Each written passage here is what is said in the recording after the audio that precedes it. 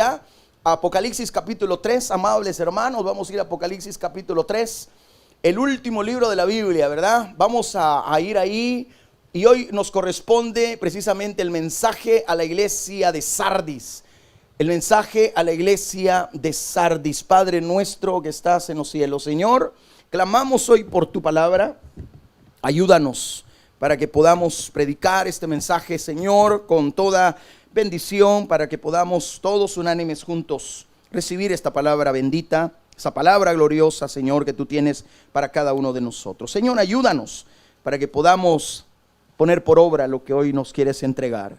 Dios mío, clamo para que todos aquellos pastores que también están predicando tu palabra, puedas bendecirlos grandemente, Señor, que pueda fluir esa bendición a cada corazón, a cada líder, a cada pastor, a cada siervo tuyo, cada sierva que está en este mismo momento también predicando la palabra, llevando, Señor, la bendición a las familias que se han conectado. Bendice, Señor, a cada uno de aquellos que hoy por hoy queremos honrarte, Señor, que hacemos este tiempo para poderte adorar, para poderte exaltar solamente a ti. Gracias, gracias, Dios mío, por esa bendición que podemos recibir de tu parte. En acción de gracias oramos en esta hora, sabiendo que tú tienes para nosotros las bendiciones más grandes y hermosas para poder seguir adelante cada día más y más. En el nombre de Jesús oramos dándote la gloria y la honra, Señor, porque tú eres fiel, porque tú eres bueno, Señor. Bendice a la iglesia y bendice también a los que no te conocen para que lo puedan hacer, para que puedan conocerte, Señor, para que puedan venir al arrepentimiento y que puedan, Señor mi Dios, recibir de ti el oportuno socorro, la gracia, la bendición, porque tú eres fiel, porque tú eres maravilloso y para siempre es tu misericordia. En el nombre de Jesús, amén. Amén. El versículo primero del capítulo 3 de Apocalipsis nos dice: escribe al ángel de la iglesia en Sardis, el que tiene los 7 espíritus de Dios y las 7 estrellas, dice esto: yo conozco tus obras, que tienes nombre de que vives y estás muerto. Sé vigilante y afirma las otras cosas que están para morir, porque no he hallado. Las vendré sobre ti como ladrón y no sabrás a qué hora vendré sobre ti. Amén, amén. Sigue hasta el verso 6, pero por cuestiones del tiempo, para aprovechar la palabra, vamos a darle el espacio a la explicación en esta hora. Y lo que tenemos acá, hermano, la carta Sardis, es que en esta iglesia había esplendor ayer y decadencia hoy, si lo podemos decir de alguna manera. Es decir, Sardis era el ejemplo más típico del contraste melancólico entre un pasado esplendoroso y un presente en ruinas. Sardis era la ciudad degradada. El problema de Sardis, para entrar en un contexto histórico, el problema de Sardis es que estaba ubicada en una zona montañosa donde se formaban una especie de picachos que de alguna manera era como una muralla natural que tenía la ciudad de Sardis, por lo cual de alguna manera pues ellos se sentían seguros porque era como una fortaleza natural que se había formado alrededor de la ciudad. Por tanto, ellos se habían descuidado, es decir, ellos no guardaban los flancos, es decir, los lugares por donde los enemigos podían entrar, ya que las mismas murallas, decían ellos, los protegían. Pero lo que ellos habían olvidado es que la roca sobre la que estaba construida Sardis, hermanos amados, era como un paquete de barro seco, más que como una roca, o sea, no era tan sólido como parecía ser. La naturaleza de la roca hacía que se le formaran grietas. Cierto soldado persa, en una ocasión cuando los persas querían invadir Sardis, este soldado que lleva el nombre de Jeroeades, vio a un soldado de Sardis que se le había caído el yelmo de las almenas y que bajaba por un sendero del precipicio a buscarlo.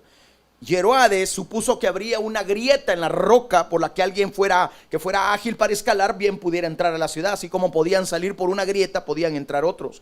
Y esa misma noche este soldado guió a un pelotón de soldados persas por esa grieta de la roca, y cuando llegaron a las fortificaciones se encontraron indefensas esos lugares porque no habían soldados custodiando.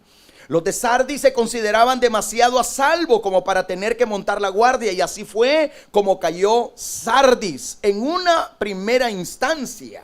Una ciudad con una historia así sabía lo que el Señor le había querido decir: velad. Tenían que velar, y en 2 ocasiones les pasó lo mismo, no habían aprendido la lección. Hubo pocos intentos de rebelión, pero no tuvieron éxito. Ciro, el persa, siguió una política deliberada, prohibió a todos los habitantes de Sardis que tuvieran armas de guerra, les mandó usar túnicas y zapatillas en lugar de sandalias militares, les ordenó incluso que enseñaran a los hijos a bailar, a cantar, a tocar la lira y a vender sus cuerpos también como en una forma de prostitución. Sardis había sido floja antes, pero el último vestigio de espíritu se desterró y se convirtió en una ciudad degenerada. Desapareció de la historia y en 2 ocasiones vivió lo mismo. En 2 ocasiones, tanto por los seleucidas como también por los persas, lo mismo pasó. Ellos se confiaron que estaban protegidos, no hicieron caso a la advertencia primera ni a la segunda. Y debemos de entender y tomar el ejemplo de Sardis, de que el Señor nos dice: velen y oren, estén atentos al mensaje, estén atentos a lo que está pasando a su alrededor. Sardis desapareció de la historia bajo el dominio persa durante 2 siglos, y a su debido tiempo se rindió Alejandro Magno y la convirtió en una ciudad de cultura griega. Entonces la historia se repite otra vez. Después de la muerte de Alejandro Magno, varios candidatos quisieron asumir el poder, y Antíoco, que se hizo con el mando en la región en la que estaba Sardis, estaba en guerra con un rival llamado Aqueo, que buscó refugio en Sardis. Antíoco sitió la ciudad durante todo un año y repitió la hazaña de Hieroides. Por la noche, con una banda de valientes, escapó los escarpados riscos, y los de Sardis olvidaron la lección primaria y no había nadie de guardia, y otra vez, por no ser vigilante, Sardis cayó. A su debido tiempo llegaron los romanos, y Sardis ahora es un montón de ruinas.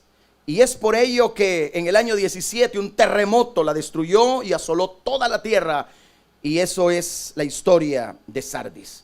Esto nos lleva en la primera enseñanza de esta tarde a hablar de Sardis: muerte en vida.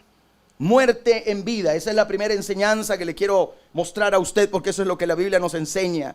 Al principio de esta carta, lo que vemos es que el Cristo resucitado se describe en 2 frases muy prominentes que debemos prestarle atención. Porque si usted lee, por ejemplo, el versículo 1 de Apocalipsis capítulo 3, dice: escribe al ángel de la iglesia en Sardis, es decir, escribe al pastor de la iglesia en Sardis: el que tiene los 7 espíritus de Dios y las 7 estrellas dice esto. Y ahí comienza la descripción que el Señor quiere hacer. Vamos a entrar en ese detalle de lo que es la descripción del Cristo de poder. Él es el que posee los 7 espíritus de Dios.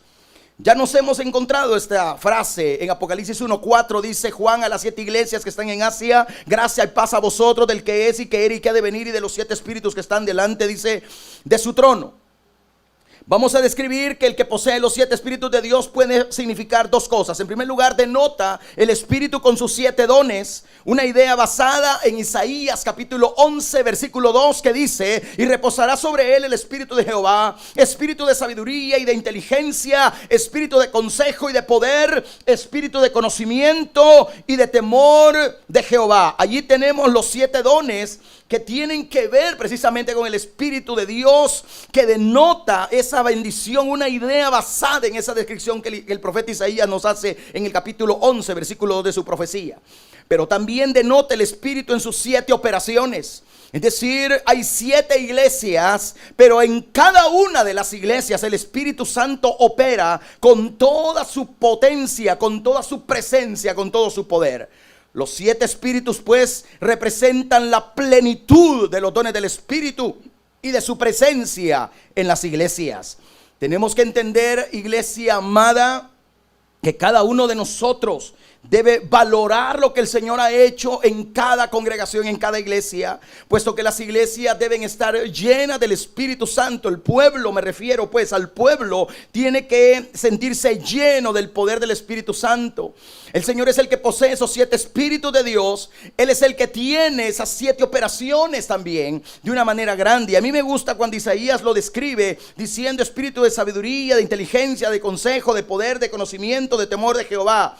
Es decir, estamos hablando de que Dios lo conoce todo. Dios es sabio, inteligente, da buen consejo, tiene poder, tiene conocimiento, también se habla del temor de Jehová, porque toda persona que precisamente tiene el Espíritu Santo guarda respeto a Dios, guarda temor al Señor Todopoderoso, respeta la palabra, vive amparado en su palabra, porque su palabra es verdad y no podemos ponerla en duda.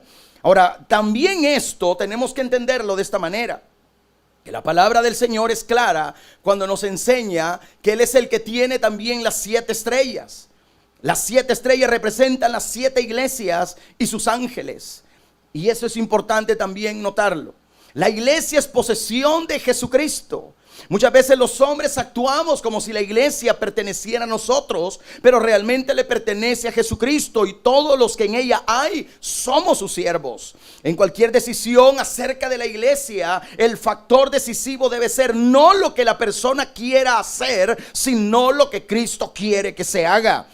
Por eso es que la terrible acusación que se hace contra la iglesia de Sardis es que aunque tiene fama de estar viva, de hecho espiritualmente está muerta. El Señor, al decir que tiene las 7 estrellas, está hablando que tiene las iglesias en su mano, que tiene a sus pastores, porque está hablando de los ángeles que están, y cada ángel representa un pastor en cada congregación. La iglesia se convierte pues en posesión de Cristo, porque Cristo la compró con su sangre bendita, y nadie más puede dirigir la iglesia, ni nadie puede ser la cabeza de la iglesia, sino solamente el Señor Jesús. Por eso es que la iglesia no descansa sobre los hombros de ningún hombre, de ninguna autoridad eclesiástica, ni sobre el cuerpo de los diáconos o de los pastores. La iglesia descansa sobre el poder inequívoco de Cristo Jesús, Señor nuestro, quien con su sangre compró a la iglesia, porque nosotros no hemos sido comprados, hermanos amados, ni con oro, ni con plata, ni piedras preciosas, sino con la sangre del Cordero de Dios, que fue inmolado por cada uno de nosotros. Al Señor sea la gloria. De tal manera que si el Señor es el dueño de la iglesia, Él conoce quiénes estamos ahí. Él sabe quiénes son hijos de Dios, y que la iglesia no estaba viva, estaba muerta. El Nuevo Testamento compara frecuentemente el pecado con la muerte. Escuche bien. En las epístolas de Pablo encontramos, por ejemplo, Primera de Timoteo 5:6, cuando Pablo habla de las que quedan viudas, de las mujeres jóvenes que en aquella época quedaban viudas por el problema de la persecución romana, por todas las situaciones que se vivían, que eran mujeres cristianas, casadas, quizás no tenían hijos todavía, y algunas tal vez ya los tenían, pero la idea es que Pablo habla de que las viudas jóvenes que se casen pronto, decía Pablo, ¿verdad? ¿Para qué? Porque si se quedaban por ahí solteras, buscando novios, como hoy se dice, vea, mi novio, y acostándose ya en fornicación flagrante, Pablo dice en 1 Timoteo 5:6, la que se entrega a los placeres, viviendo está muerta, dice Pablo. Es decir, está hablando de aquellas personas que se entregan a una vida licenciosa, una vida de fornicación, de adulterio, de perversidad sexual. A eso habla Pablo acá, la que se entrega a los placeres viviendo, es decir, está viva físicamente, pero espiritualmente está muerta. Recuerde y ponga atención a lo siguiente, que los defectos, o más bien los pecados de tipo sexual, son lo más grave dentro de lo que tiene que ver la connotación del Espíritu Santo, porque se contrista el Espíritu Santo con una vida licenciosa, con una vida cargada de lujuria, de lascivia, de pecaminosidad extrema. Pero vamos también al otro punto. En Lucas capítulo 15 verso 24 encontramos también al hijo pródigo, y dice la escritura, porque este mi hijo muerto era, esas fueron las palabras del padre que lo recibe, y ha revivido, dice. Se había perdido y es hallado, y comenzaron a regocijarse. El hijo pródigo estaba muerto, es decir, espiritualmente muerto, pero ahora regresa a la vida cuando se reconcilia con su padre.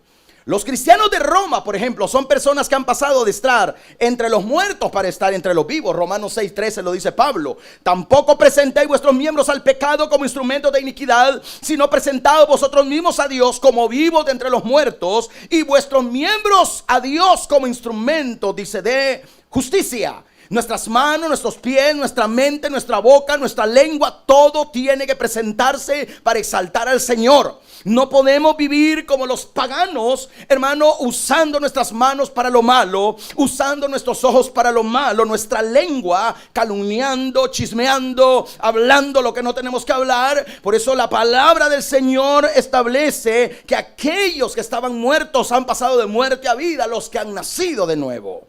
Pablo dice que sus conversos en sus días precristianos estaban muertos en delitos y pecados. Efesios capítulo 2 versículo 1 en adelante dice: Él os dio vida a vosotros cuando estabais muertos en vuestros delitos y pecados, en los cuales anduvisteis en otro tiempo siguiendo la corriente de este mundo, conforme al príncipe de la potestad del aire, el espíritu que ahora opera en los hijos de desobediencia.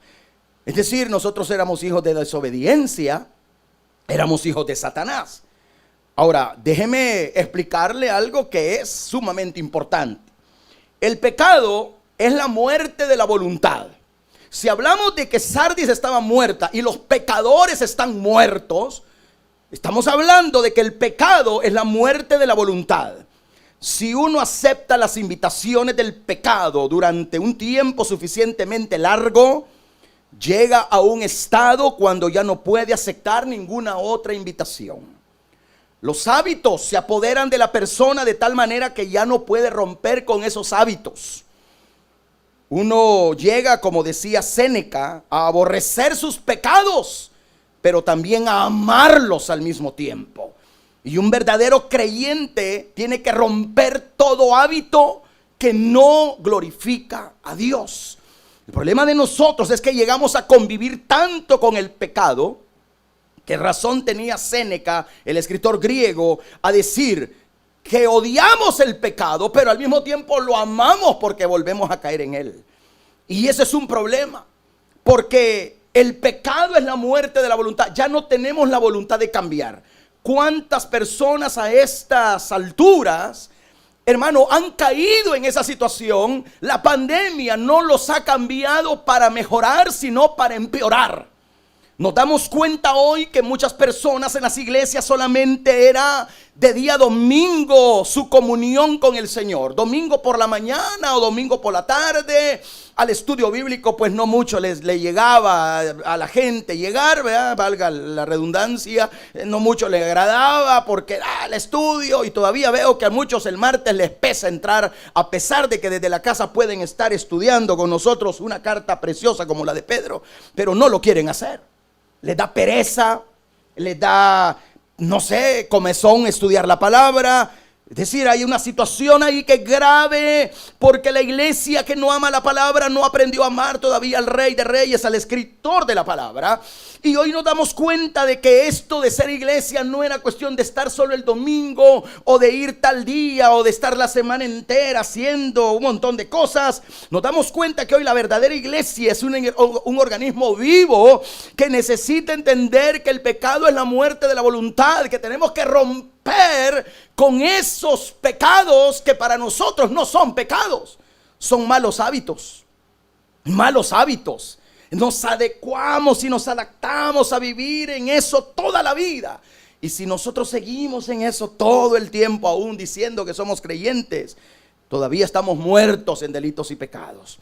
Porque el pecado es la muerte también de los sentimientos. El proceso hasta llegar a ser esclavo del pecado no transcurre de la noche a la mañana. Preste atención. La primera vez que una persona comete un pecado lo hace con mucho remordimiento.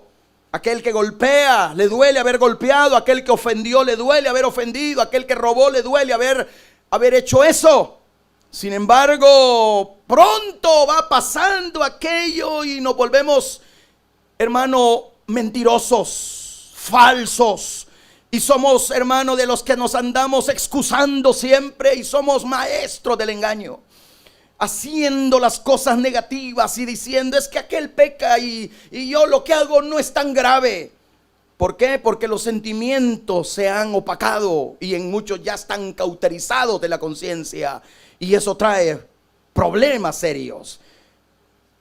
Cuando llega, por ejemplo, el primer pecado, nos duele, pero llega el día y se sigue frecuentando lo feo. Ahora lo ve normal, lo ve natural, y empezamos a compararnos con aquel hermano. Dice, no, es que aquel tiene 3 mujeres, yo solo otra más tengo. No, si aquel roba 40 pesos, yo solo 3 pesos me he robado. Y empezamos a pensar que nuestro pecado no es tan grave como el del otro.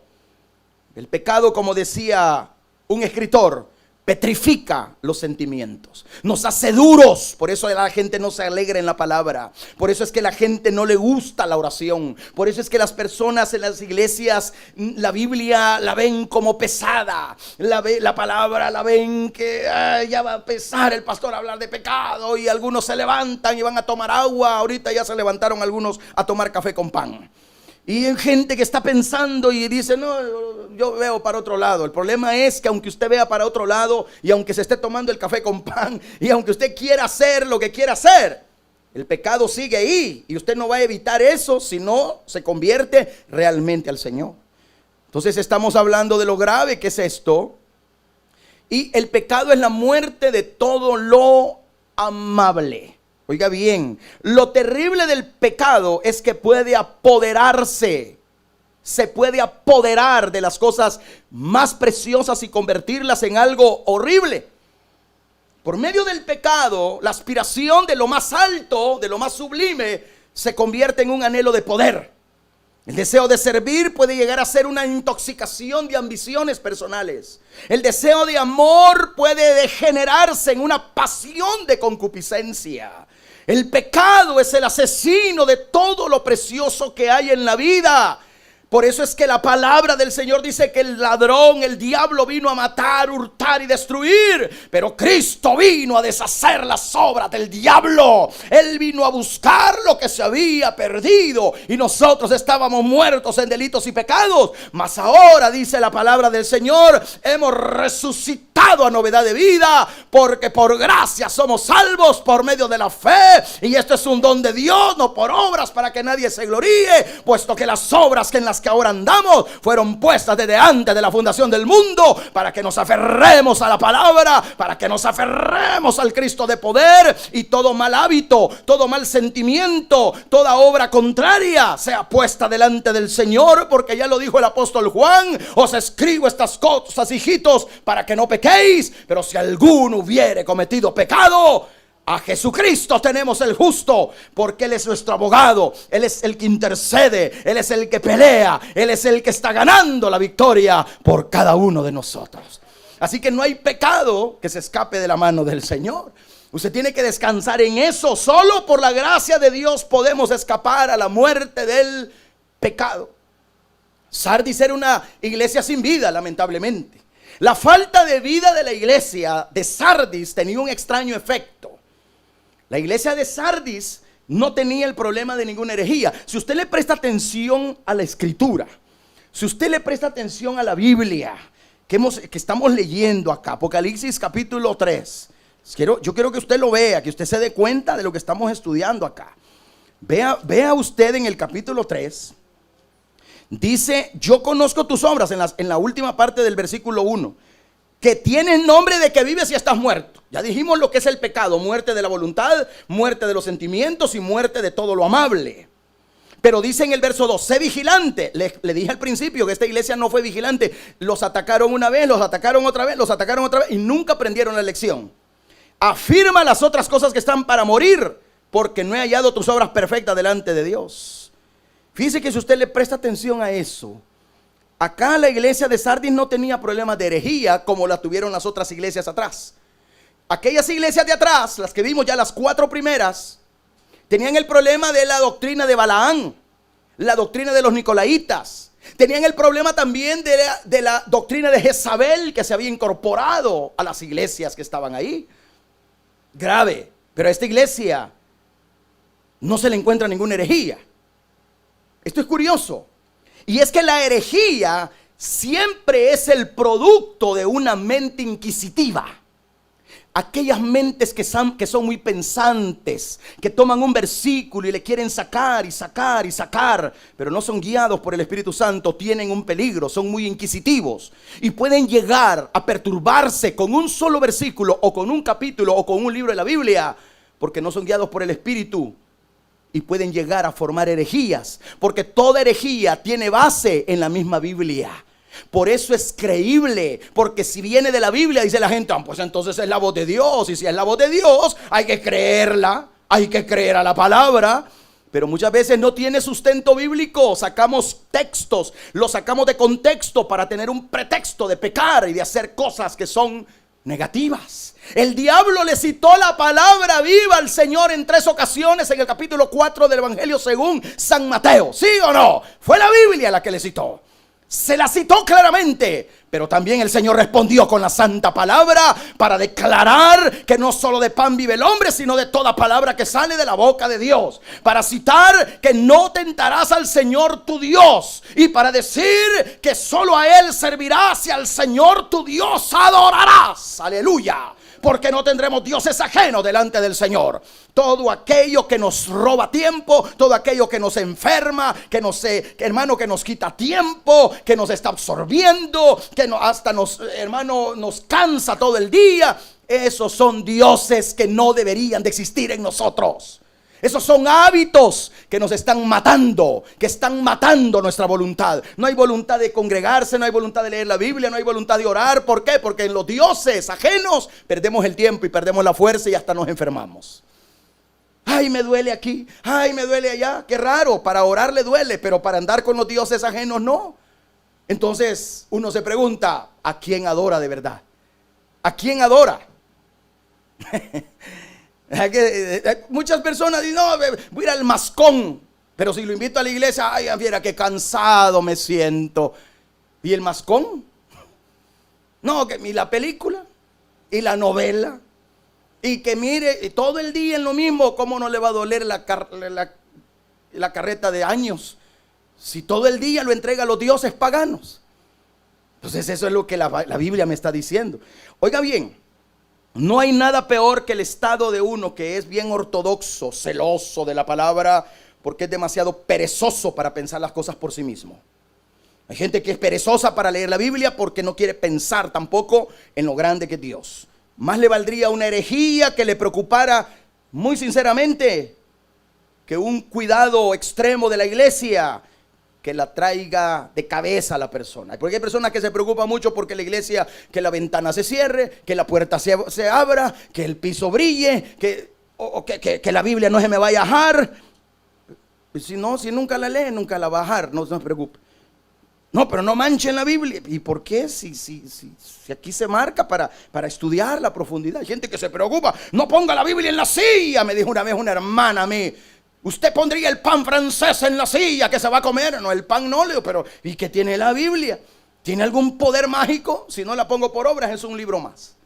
Se preocupa que ponga la Biblia en la silla, pero no se preocupa de cumplir lo que la palabra dice que hay que cumplir. O sea, somos muy ortodoxos en unas cosas, pero descuidamos otras. El Señor lo dijo de esta manera. Los fariseos eran tan hipócritas que colaban el mosquito, pero se tragaban el camello. Así se lo dijo el Señor.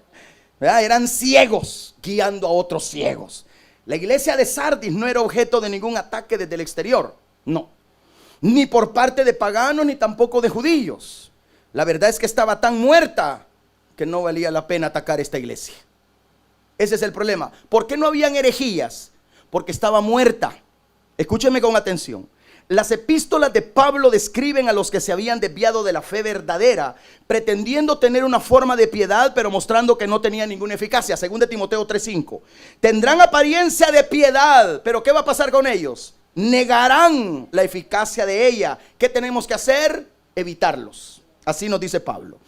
El Nuevo Testamento lo dice. Tendrán fachada de religiosidad, pero desmentirán su eficacia, dice el original griego. Una iglesia que esté viva de verdad siempre estará bajo ataque. Lucas 6:26. ¡Ay de vosotros! Cuando todos los hombres hablen bien de vosotros, porque así hacían sus padres. ¿Con quiénes? Con los falsos profetas. Yo siempre he dicho que las personas que son lisonjeras son muy peligrosas. Esas personas que te alaban por todo pueden ser muy peligrosas porque veneno de áspid puede haber en sus lenguas. Y hay que tener cuidado. El Señor me está diciendo acá: y de vosotros, cuando todos hablen bien de ustedes, no están caminando bien conmigo. No. Cuando se esté hablando muy bien de una iglesia, que grande, que tiene esto, que tiene aquí, que tiene allá. Cuando no hay nadie que hablen mal de ese pastor, es porque ahí las cosas no se están haciendo bien. No. Una iglesia con un mensaje positivo, hermano, no va a encontrar sino oposición de aquellos que no quieren vivir en santidad. Un mensaje que confronte la vida siempre va a tener comentarios en las redes sociales diciendo: ¡ay, qué dura la palabra! ¡Ay, qué mensaje más grosero! ¡Ay, es que ese pastor mucho golpea! Pero es que no es así. El problema es que nosotros estamos tan muertos a hacer la voluntad de Dios que nos ofende la viva palabra. Ya lo vemos nosotros en el capítulo 6 del Evangelio de Juan, versículo 66, de aquel día, dice la Biblia, cuando ya el Señor les habló un poco fuerte, desde aquel día muchos de sus discípulos ya no quisieron andar con él. Juan 6, 66. No por gusto es 666 ahí, ¿verdad? Son del diablo. ¿Por qué? Porque el Señor les dijo claro: ustedes me buscan porque les doy de comer. Ustedes me están buscando porque les doy de comer. ¿Y qué señales hacen? Mire, les acababa de hacer una multiplicación de panes y peces, y estos todavía estaban pidiendo señales, y le resaltan a Moisés diciendo: Moisés, a la verdad nos dio el maná del cielo. Y el Señor les dice: momento. No fue Moisés quien les dio el maná, fue mi padre. Fue mi padre. Moisés fue el instrumento, como somos nosotros, instrumento. Yo no hago el milagro, lo hace el Señor. Entonces, de alguna manera, el Señor les está diciendo: oigan bien, aunque les haya dado el maná el hermano Moisés, que por cierto no lo dio él, sino mi papá, entiendan que yo soy el pan que descendió del cielo. El que come mi carne y bebe mi sangre tiene parte conmigo. ¡Ay! Crujieron los dientes y empezaron a rechinar y se sintieron que no era con ellos. ¡Ah, vámonos!, les dijeron. Bien comidos y bien tragados se fueron, se largaron. Cualquier parecido es una realidad también hoy en las iglesias, donde se quieren mensajes positivos. Ay, no, hermano, no le llame predicación, hoy llámele conferencia, para que no se me ofendan los amigos. No, diga alabanza, diga música con propósito. Ay, no diga que oremos, díganos, solo meditemos en nuestros errores, porque ya no quieren que se diga pecado. Pecado es pecado, pero no diga defectos de carácter, pastor. Errorcillos, pecadillos. Mire, la palabra del Señor dice: fornicación es fornicación, punto. Adulterio es adulterio. Mentira es mentira. ¿Por qué voy a andar yo inventando palabritas cuando la Biblia es clara en lo que está enseñando? El Señor fue muy claro. Al que le quiso decir hipócrita, se lo dijo porque era hipócrita. Y al que era verdadero, pues el Señor le dijo: eres verdadero. Como cuando a Natanael: este es un verdadero israelita en quien no hay engaño, dijo. Porque reconoció en él que había sinceridad. ¿Sí o no? Entonces esto nos lleva a la siguiente enseñanza. Sardis, alerta. Alerta, Sardis.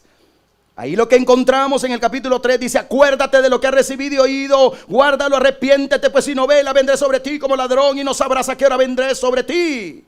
Oh, si hay algo que todavía se puede rescatar de la ruina inminente de la iglesia de Sardis, es que los cristianos deben despertar del letargo mortal y mantenerse alertas, hermano querido. Este es el mandamiento que aparece más frecuentemente en el Nuevo Testamento: estar alertas. Velad y orad, dijo el Señor, para no caer en tentación. ¿Sí o no? Lo dijo el Señor claramente. Así que tenemos que entender esa realidad para que no caigamos en una situación de iniquidad.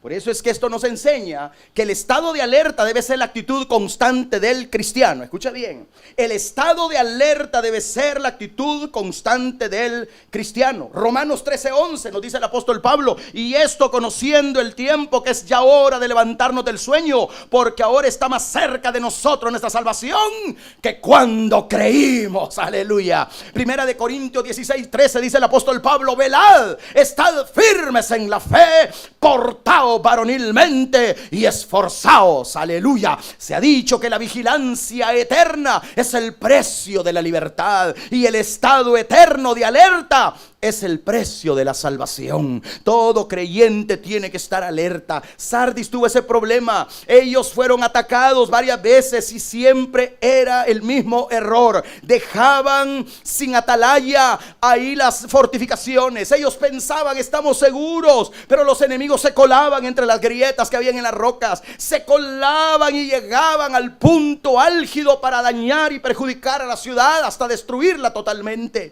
De igual manera, el diablo vino a matar, hurtar y destruir, y siempre va a andar como león rugiente buscando a quien devorar. Por eso dice la Biblia: resistid al diablo y huirá de vosotros. Por eso es que el cristiano debe estar vigilante frente a las tretas del diablo. Primera de Pedro 5:8: sed sobrios y velad, porque vuestro adversario el diablo, como león rugiente, anda alrededor buscando a quien devorar. La historia de Sardis tenía ejemplo vivo de lo que le sucede a una guarnición que se descuida de la guardia, de los atalayas. El cristiano está bajo constante ataque de los poderes que tratan de apartarle de Cristo, hermano amado. A menudo estos ataques son sutiles. Debe, por tanto, el cristiano mantenerse alerta.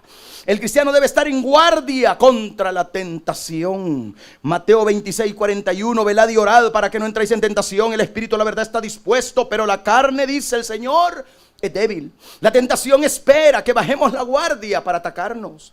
En la vida cristiana hay que mantener una vigilancia constante contra ella.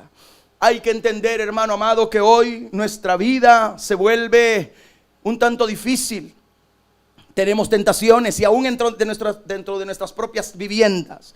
Hoy, con esta pandemia, muchos cristianos de hoy en día, cuando muchos habían renunciado a Netflix, cuando salió la famosa película de Jesucristo homosexual, una película brasileña, si usted se recordará, muchos cristianos hablaban en contra de Netflix, y que Netflix aquí, que ya me voy de Netflix, dijeron muchos, hasta pastores.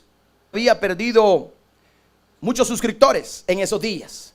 Habían bajado las finanzas de Netflix en varios millones de dólares. Imagínense la iglesia lo que tiene, ¿verdad? Los diezmos, las ofrendas, no las dan. ¿Por qué lo digo? Porque la misma revista Mundo Cristiano, el mismo programa, saca después, cuando ya pasó la revuelta de esa película, volvieron los cristianos otra vez a suscribirse, y Netflix volvió a tener las ganancias hasta más grandes, como las que está teniendo hoy durante esta pandemia. ¿Sabe usted que las empresas que más plata están ganando desde la pandemia para acá, desde marzo hasta la fecha, han sido las redes sociales como Netflix, que ha ganado más de 17 mil millones de dólares? YouTube, pero también Netflix, que se convierte en el principal proveedor de televisión por streaming en las casas de cada uno de nosotros. Y un montón de cristianos están preocupados por pagar la mensualidad de 11 dólares, 12 dólares, no sé cuánto cuesta esa mensualidad, pero a la iglesia no le dan nada. Hablan de los pastores, hablan de las iglesias. Qué pena ver a muchos cristianos gastándose el saldo en los teléfonos para subir tonteras en las redes sociales, pero no se congregan a la hora del culto ni a la hora de la oración, que tanta falta les hace para poder ser victoriosos en el Señor. Qué triste es ver que nuestras familias pasen el tiempo en la tentación de la televisión, en las redes sociales, en el teléfono, perdiendo el tiempo en juegos, subiendo imágenes de despecho, de dolor, porque estoy en una relación de fornicación. Porque muchas hermanas en las redes sociales muestran que están viviendo en fornicación, y cuando esa relación ilícita no funciona, subes fotografías, imágenes donde tu despecho sale a relucir. Y cuando ya te pasó la cólera, subes un versículo bíblico. Qué hipócrita, qué falsedad más grande. Pero así vive hoy la iglesia, así vive hoy el pueblo de Dios. En medio de la pandemia seguimos publicando basura en las redes sociales, seguimos viendo programas y escuchando música pagana, diabólica, que nos está trayendo más y más problemas, y en lugar de meternos con Dios, nos hemos alejado del Señor. Tenemos nombre que vivimos, pero estamos muertos en delitos y pecados, hermano amado. ¿Esto le parece fuerte? Repetidamente, hermano amado, la Biblia nos establece que el cristiano debe estar en guardia, esperando la venida de Cristo, porque el Señor volverá, y volverá pronto. Aleluya. La Biblia nos está enseñando claramente, Mateo 24:42, velad pues porque no sabéis a qué hora ha de venir vuestro Señor. Marcos 13:37, y lo que a vosotros digo, a todos lo digo, velad. Primera de Tesalonicenses 5:6, por tanto no durmamos como los demás, sino velemos y seamos sobrios. Nadie sabe el día, nadie sabe la hora, pero el Señor vendrá. El último día es un secreto, decía San Agustín de Hipona, para que estemos alerta todos los días. Porque el cristiano todos los días debe de estar listo para que si la final trompeta suena, nos levantemos con Cristo. Y si no suena la trompeta y nos llaman a la presencia de Él porque nos vamos a morir de cualquier cosa, posiblemente del COVID-19 o de un dolor de estómago o de lo que le agarre a usted o a mí, pero vamos a estar listos. Sea que vivamos, sea que muramos, somos del Señor. El cristiano debe estar en guardia contra la falsa enseñanza. Escuche bien, en el mensaje de despedida de Pablo a los ancianos de Éfeso, Pablo les advierte que hay lobos rapaces que invadirán el aprisco y que desde dentro se levantarán personas que hablarán cosas perversas. Hechos de los Apóstoles, capítulo 20, versículo 29 al 31 dice: porque yo sé que después de mi partida entrarán en medio de vosotros lobos rapaces, que no perdonarán al rebaño, y de vosotros mismos se levantarán hombres, oiga, de vosotros mismos, hombres que hablen cosas perversas para arrastrar tras sí a los discípulos.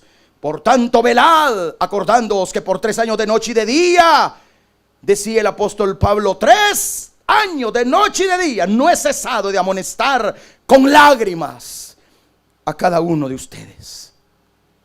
El apóstol lloraba como llora cualquier pastor que te predica. Ayer mis hermanos, que les agradezco, me saludaron por mi cumpleaños, me enviaron algunas imágenes que tenían que ver con eso de los pastores, algunos cantos que me enviaron.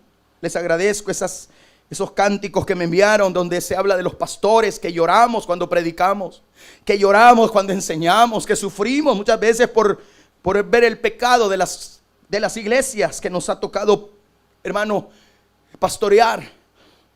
Eso lo hace el pastor que verdaderamente te ama. El pastor que te ama te exhorta, te corrige en los errores, porque así lo hace el Señor con nosotros. Y el cristiano debe estar en guardia contra la falsa enseñanza, y es ahí donde el verdadero pastor tiene que ayudarte para salir de la herejía, de la falsa enseñanza.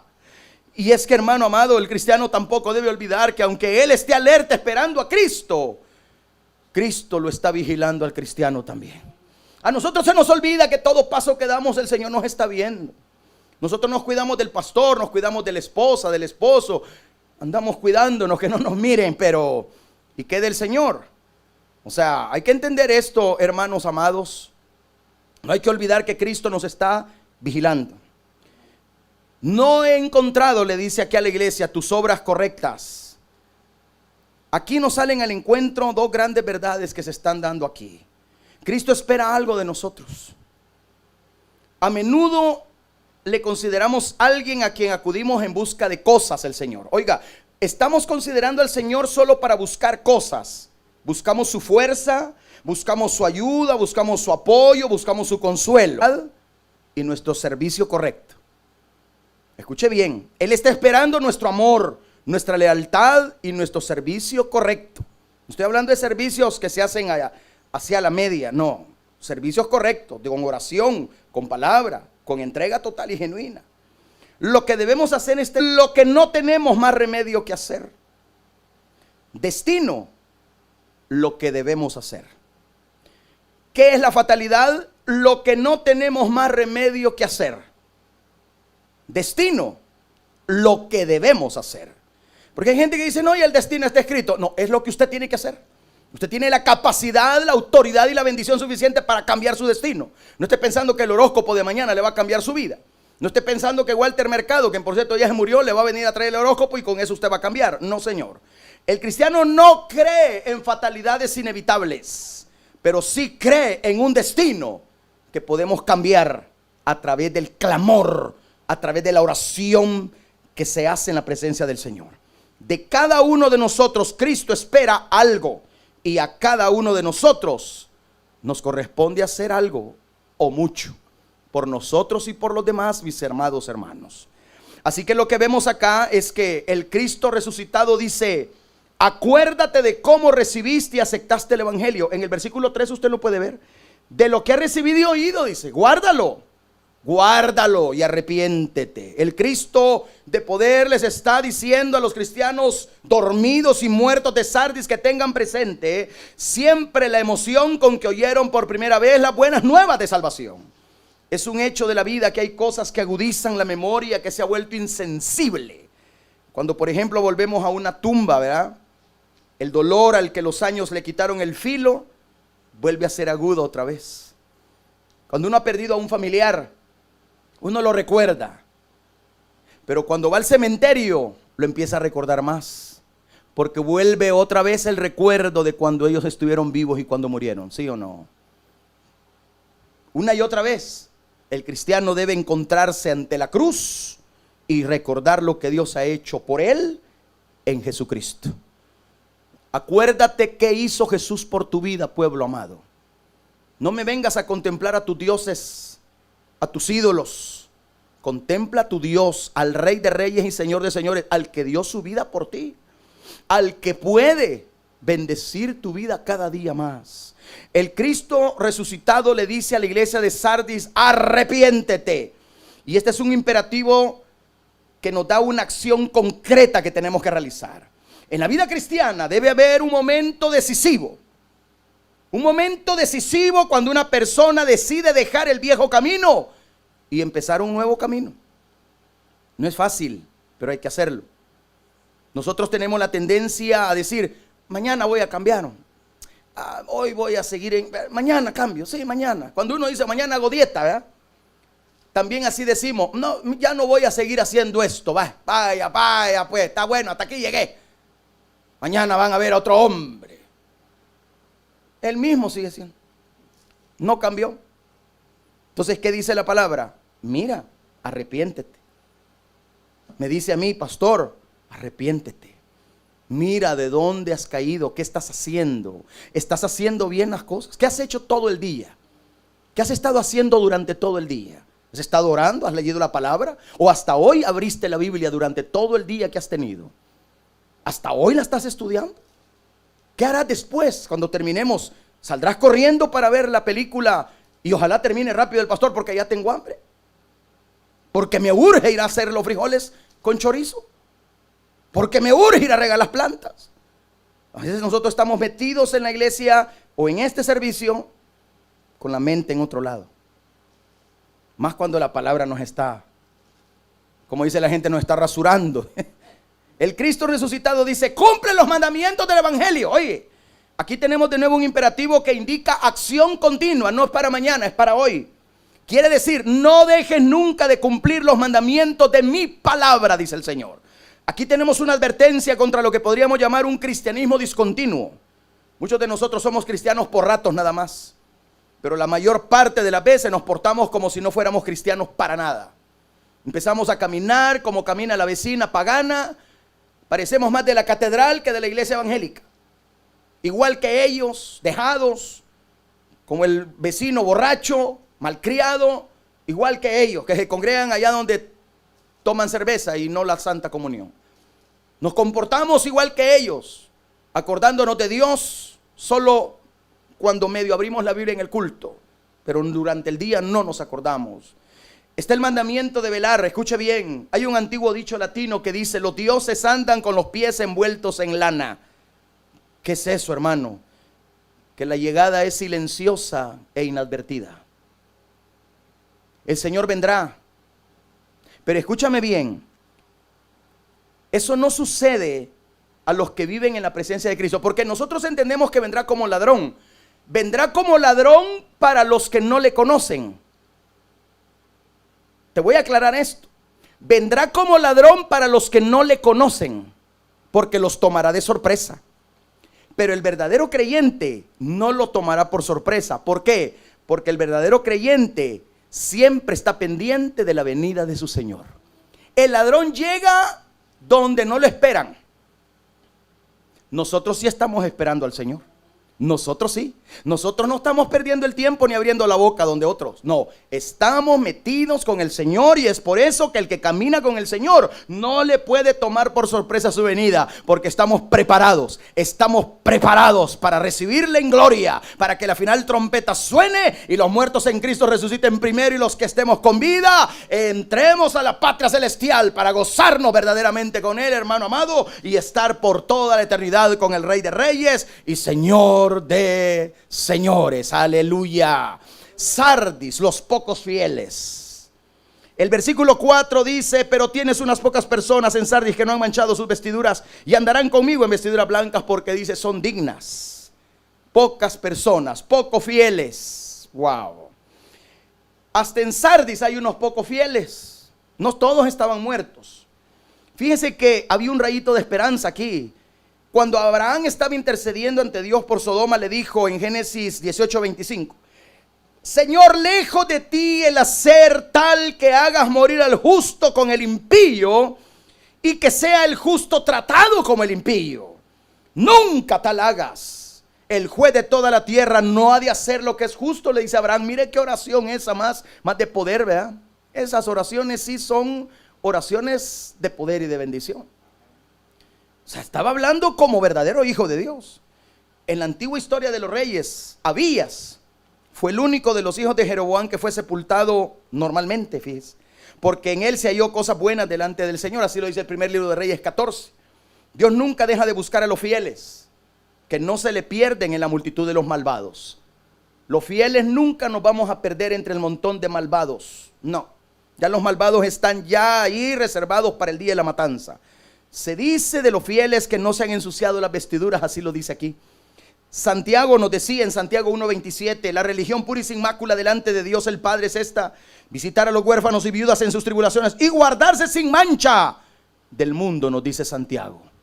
Hermano amado, esto significa entonces que tenemos que guardarnos. Tenemos que guardarnos para el Señor. Y esta es la enseñanza que te voy a mostrar para finalizar. Triple promesa de parte del Señor. A los que hayan sido fieles se les hace una triple promesa. Maravillosa promesa de parte de Dios para la vida del creyente. Maravillosa promesa que hace el Señor para aquellos que son justos y fieles.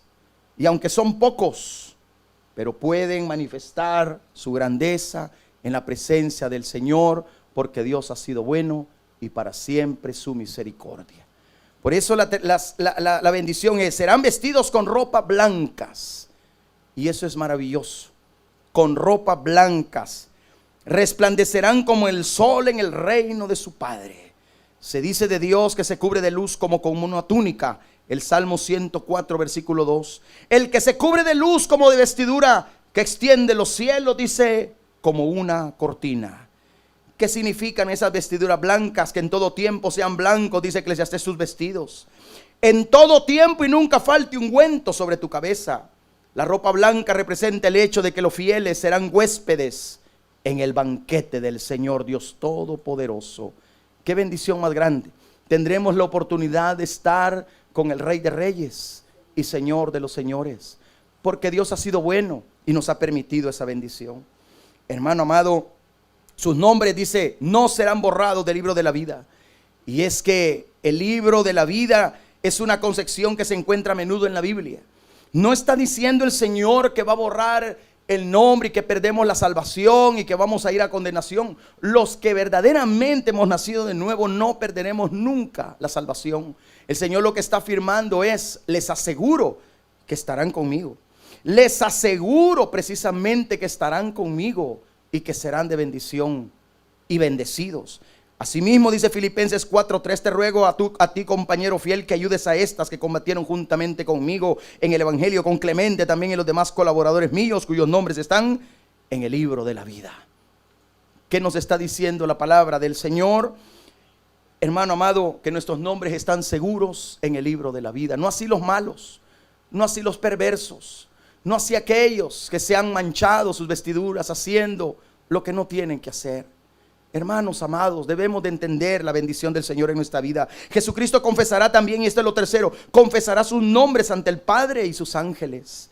Jesús prometió que al que le confesara delante de los hombres, Él le confesaría delante también de su Padre Celestial. Mateo 10:32, a cualquiera pues que me confiese delante de los hombres, yo también le confesaré delante de mi Padre que está en los cielos, dijo el Señor. Lucas 12:8 también nos declara lo mismo. Os digo que todo aquel que me confesare delante de los hombres, también el Hijo del Hombre le confesará delante de los ángeles de Dios. Hermanos amados, Jesucristo es eternamente fiel con la persona que le ha sido fiel a Él también. Porque Dios honra siempre a los que le honran.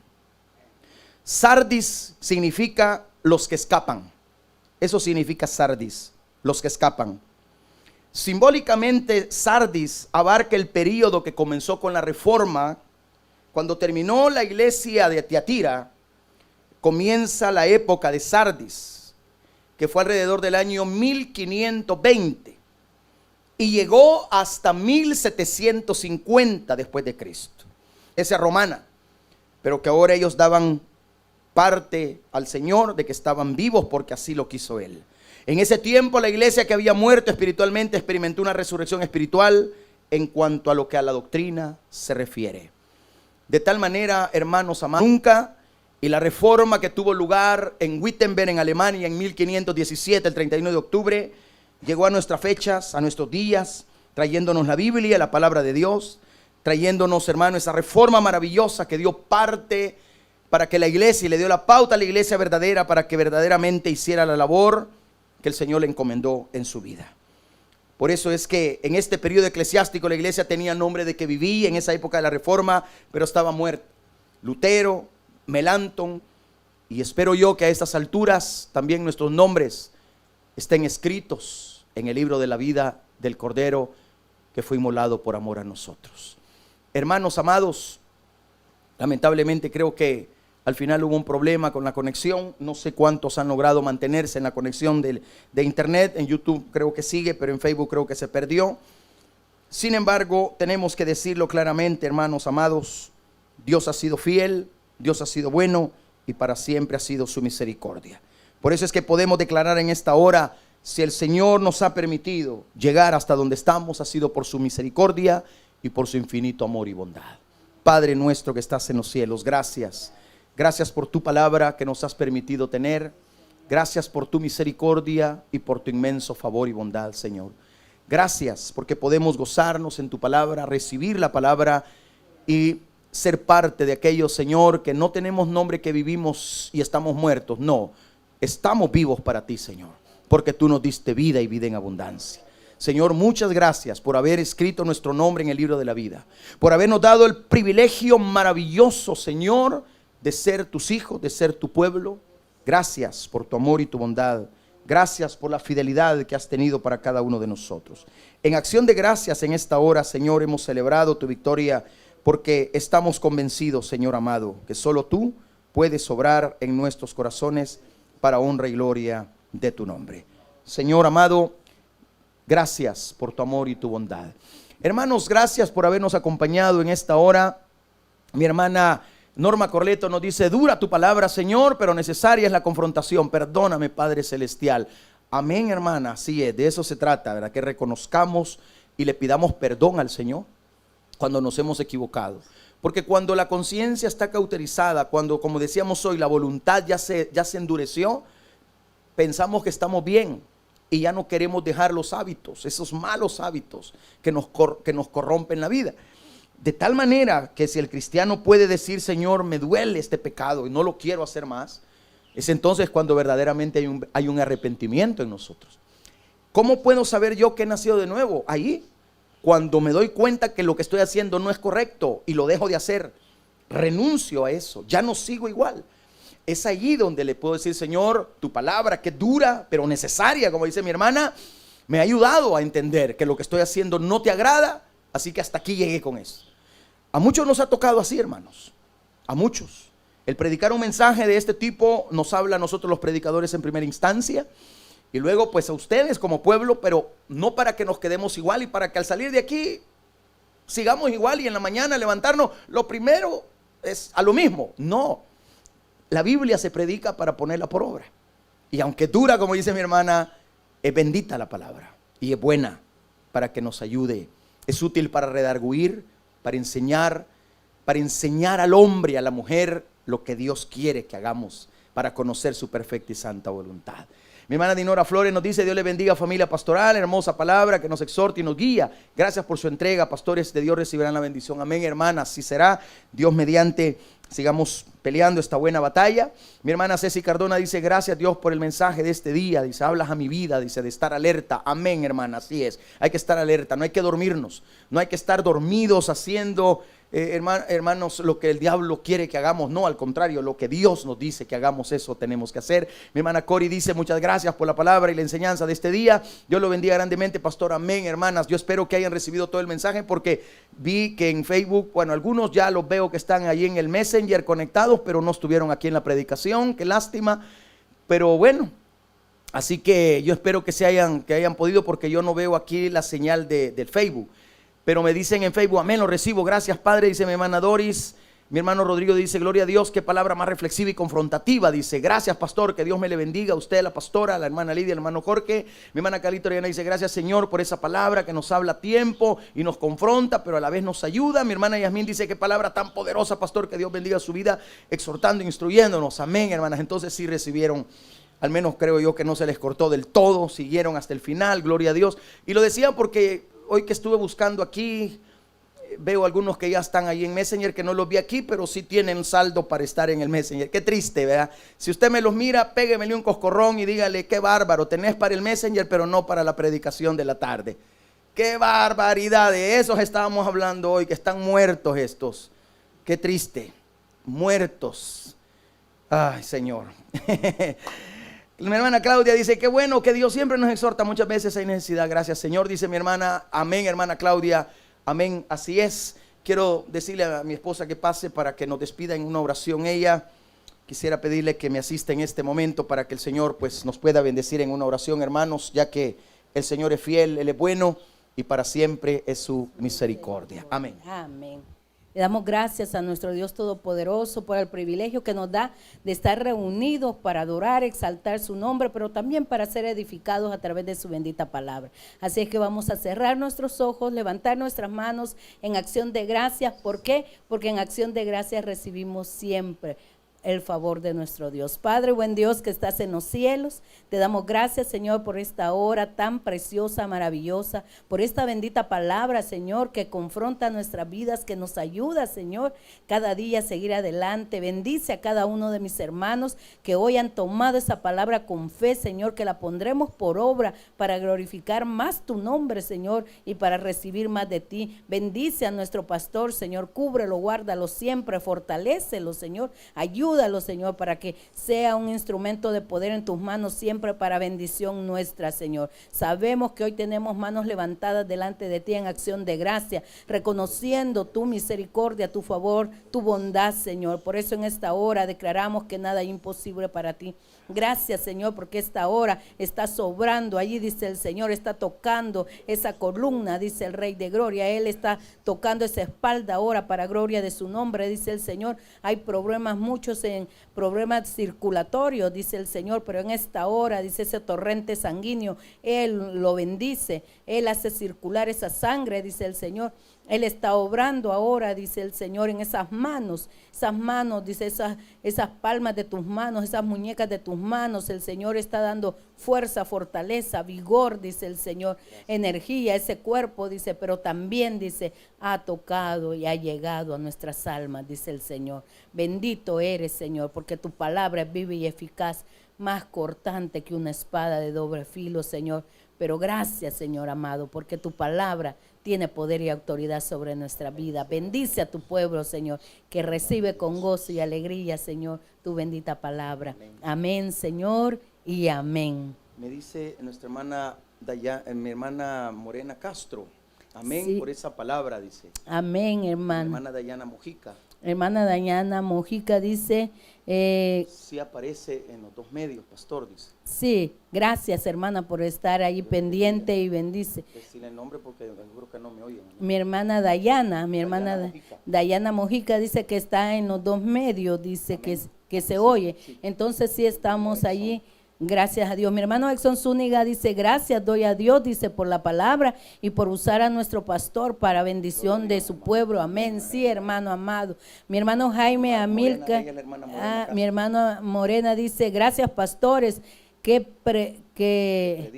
prediquen así quiere Dios. Amén, hermana amada, gracias.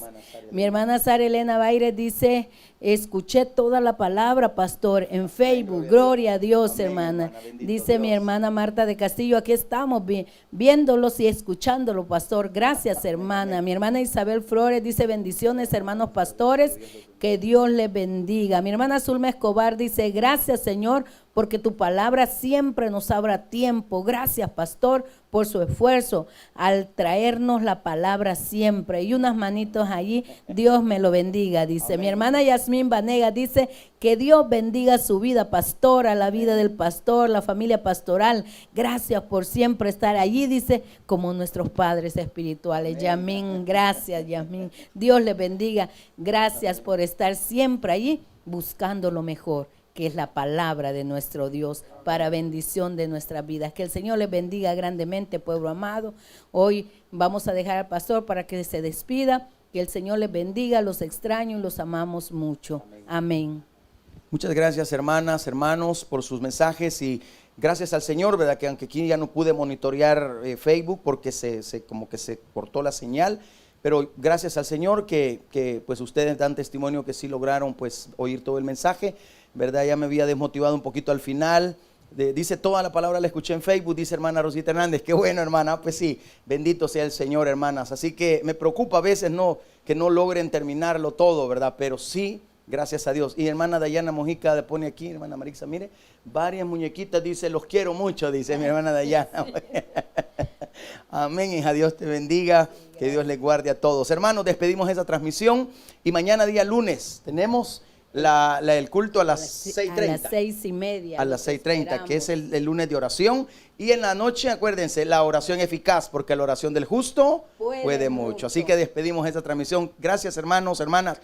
Que Dios me les bendiga a todos. Y el pueblo del Señor dice: amén. Amén. Amén.